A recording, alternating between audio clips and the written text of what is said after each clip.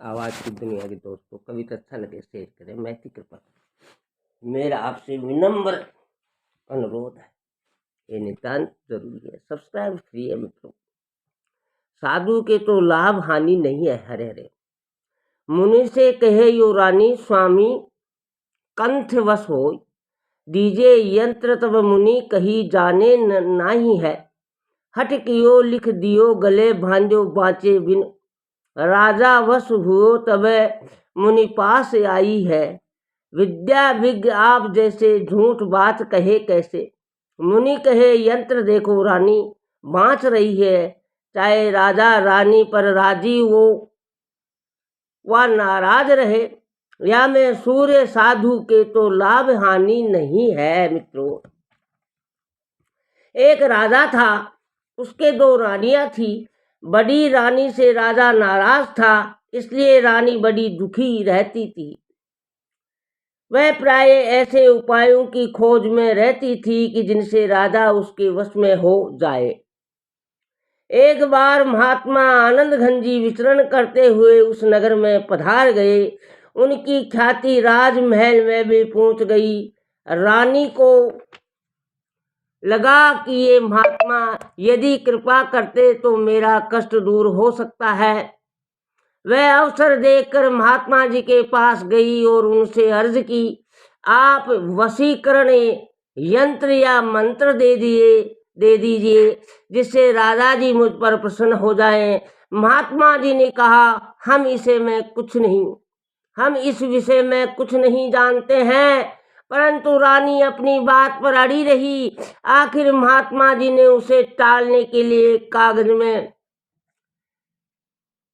पुर्जे पर कुछ लिख कर दे दिया। रानी ने उसे ताबीज में रखकर गले में बांध लिया। मित्रों, अचानक बात ऐसी बनी कि राजा अनायास ही रानी पर प्रसन्न हो गया। मित्रों, रानी के यहाँ अमन चैन की बंसी बजने लगी। वह महात्मा जी के पास कृतज्ञता बताने आई। उसने महाराज का उपकार माना और कहा, आप ऐसे विद्यावान हैं, ज्ञानी हैं, फिर झूठ क्यों बोले। हरे हरे आनंद घन जी ने हंसकर कहा, कागज का पुर्जा खोलकर पढ़ो तो तुम्हें इस बात का उत्तर मिल जाएगा। रानी ने ताबीज खोला और पुर्जा पढ़ा। उसमें लिखा था, हरे हरे राजा रानी पर राजी रहे तो साधु को लाभ क्या, और राजा रानी पर नाराज रहे तो साधु को हानि क्या। मित्रों, रानी का भ्रम दूर हो गया।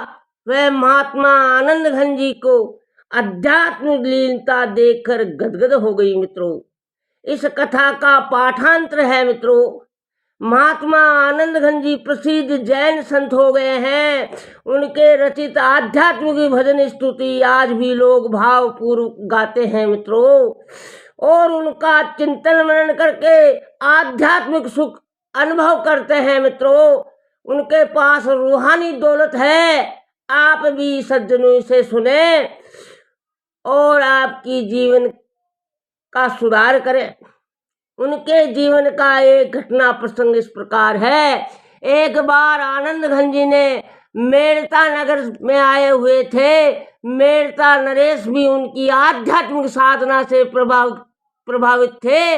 मेड़ता नरेश के दो रानियां थी, परंतु बड़ी रानी के प्रति उनकी उपेक्षा थी। मित्रों, राजा बहुत ही दुखी रहती थी, रानी बहुत ही दुखी रहती थी। उसने महात्मा आनंद घन जी की ख्याति सुनी। उसने सोचा, ये पहुंचे हुए महात्मा हैं, ये मुझे वशीकरण मंत्र यंत्र या तंत्र दे सकते हैं। उसने अपनी एक विश्वास पात्र और समझदार दासी को महात्मा के पास भेजी। हरे हरे उस समय आनंद घन जी अपने कार्य में लगे हुए थे।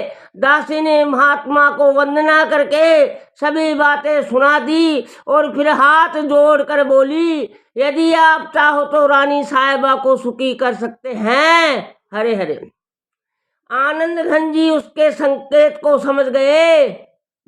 उन्होंने कहा, बहन, मैं तो सभी जीवों को सुखी देखना चाहता हूँ। और सदा ऐसी ही भावना करता हूँ।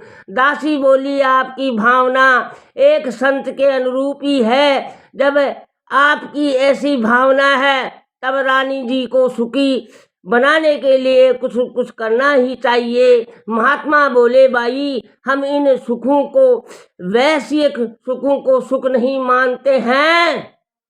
दासी, महाराज मुझे चलाओ मत, आपको मंत्र देना ही होगा। महात्मा, न तो मैं मंत्रादि जानता हूँ और न मंत्रादि देने का हमारा आचार ही है। ये कहकर महात्मा अपने कार्य में लग गए, परंतु दासी यहाँ से टली नहीं।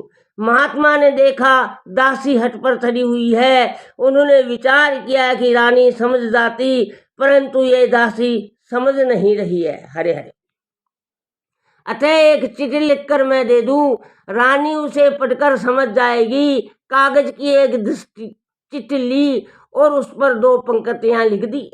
राजा रानी पर कुछ तो आनंद घन को क्या, राजा रानी पर नाराज तो आनंद घन को क्या। दासी उस चिट को पढ़कर फिर कहीं सिर पची न करे, इसलिए आनंद घन जी ने मोड़कर वे चिट उसे दे दी और कहा, लो इसे रानी जी को दे देना। दासी ने समझा महाराज ने यंत्र दिया है। वह प्रसन्न होती हुई वहां से चली गई। मित्रों, उसका चेहरा देखते ही रानी ने समझ लिया कि काम बन गया है। दासी ने कहा, महात्मा जी बड़े कठोर हैं। कितनी मिन्नतें की और कितनी देर तक अड़कर बैठी रही, तब कहीं वे पसीजे। लो, उसने वह मुड़ी हुई चिट्ठी रानी जी के हाथ में थमा दी। रानी बड़ी खुश होकर बोली, इसलिए तो मुझे तुम पर श्रद्धा है। तुम जाओ, काम न मिले ऐसा क्या हो सकता है। हरे हरे। उसने दासी को बढ़िया पुरस्कार दिया। उस चिट को यंत्र समझकर रानी ने खोला नहीं और ताबीज में डालकर हाथ में बांध लिया। मित्रों, पुण्यात्माओं, अकस्मात हुआ भी ऐसा कि राजा उसी दिन से रानी की ओर ध्यान देने लगे। रानी का दुख दूर हो गया। एक दिन राजा ने हंसी में रानी से कहा,